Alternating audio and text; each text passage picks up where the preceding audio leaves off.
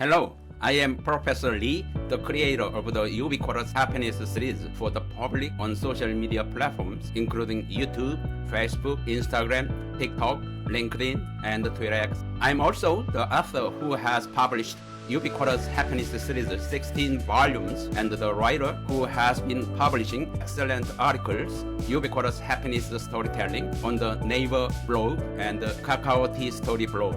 I'm delighted to be giving you a special lecture today on the topic Ubiquitous Happiness, creating a joyful workplace. My dear friends, it is an honor to stand before you today. I know the courage it takes to leave your homeland to step into a new country where every word, every face, every street feels unfamiliar. And yet, you are here working with strength, holding not only your own dreams, but also the dreams of your families. The message I bring today is simple. Happiness is not far away. It can be found here in the very place where you work. Here is a story. A worker from Nepal once told me at first the factory noise was unbearable, but now I hear it as the sounds of my children's education being secured. Like this, happiness is not a destination, it is a discovery.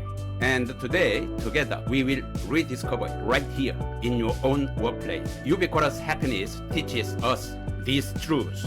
Happiness can be found anytime, anywhere. It is not something that comes only on weekends or holidays. It is not something that requires wealth. It can be discovered in the midst of our daily work. A man from Vietnam worked 12-hour shift and yet studied Korean for just 30 minutes each night. 3 years later, he was promoted to a manager. He said, happiness is not waiting for a day off. It is the sense of progress I feel even in hard work. Your workplace is not only a site of labor. It can be a classroom where you grow, a place where you share, and a space where happiness becomes real. Think back to your first day in Korea. The signs at the airport unreadable. The voice around you falling. Fear pressing heavily against your chest. And yet, in the middle of all that fear, a small flame was burning. The dream of your family waiting for you to succeed. A young man from Nepal said, that first night I cried endlessly. But I remembered my dreams of building a house for my parents. That dream gave me the courage to endure. Years later, he built that home. The house itself was not just bricks and words.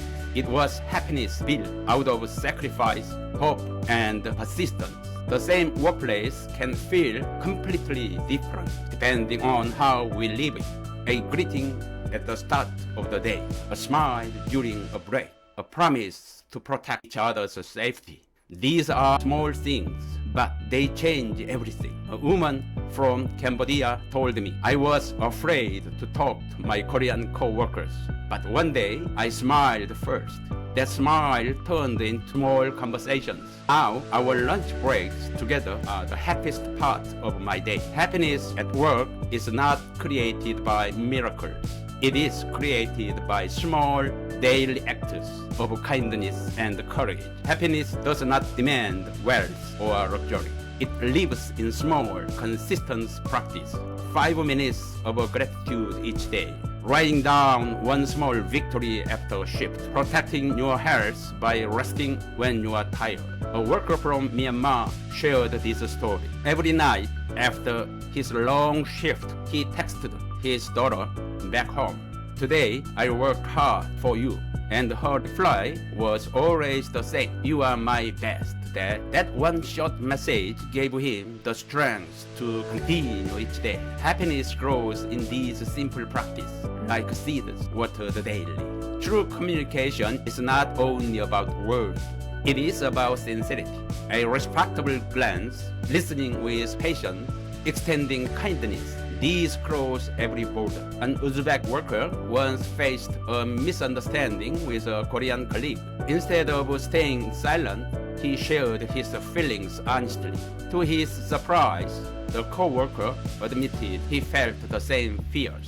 That moment turned conflict into trust. Empathy is not about perfect language. It is about daring to be human. And when we choose empathy, we build workplaces where people belong. Your labor is not only about today's survival. It is about tomorrow's future. One worker from Bangladesh lived with discipline, saving carefully every month.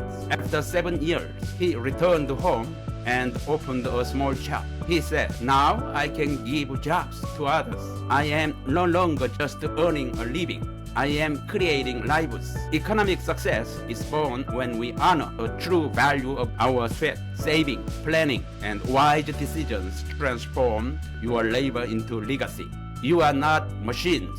You are not only worker. You are human being with right dignity and dreams. A young man from Mongolia once faced unfair treatment at his workplace. With the help of a migrant support center, he stood up and won. He told me, "I'm not just a labor. I am a person with dreams." That is dignity. And dignity is the foundation of happiness.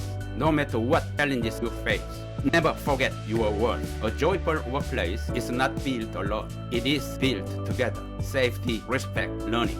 These are the three pillars of a thriving community. At one industrial complex, a Bangladesh worker performed a traditional dance at a multicultural festival.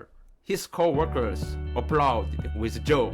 He later said, "For the first time, I felt valued here." When we share our cultures, respect our differences, and learn from one another, our workplace becomes more than labor. It becomes family. My dear friends, you are not outsiders. You are partners shaping tomorrow for this country and for your families. Today, I invite you to write a simple happiness pledge. One worker once wrote, "Every day, I work with joy for my children's future." That one sentence transformed the way he lived his life. Now, let us close together with one united voice. Happiness begins here, today, in my workplace. In that declaration, your dignity is affirmed, your labor is honored, and your happiness is made real. This event is not just a lecture. It is an experience. Through stories, reflection, and shared commitment, you will discover how to nurture happiness in daily life and transform your workplace into a space of dignity and joy. Together, we will close with a simple declaration. Happiness begins here, today, in my workplace. And in that moment, happiness will no longer feel far away. It will be here, alive, already within you. I pray all of you will live healthy and happy lives until you reach 100. Thanks to Ubiquitous Happiness Studies, I pray your today will be richer than yesterday and your tomorrow will be happier than today. Thank you. Thank you, everybody.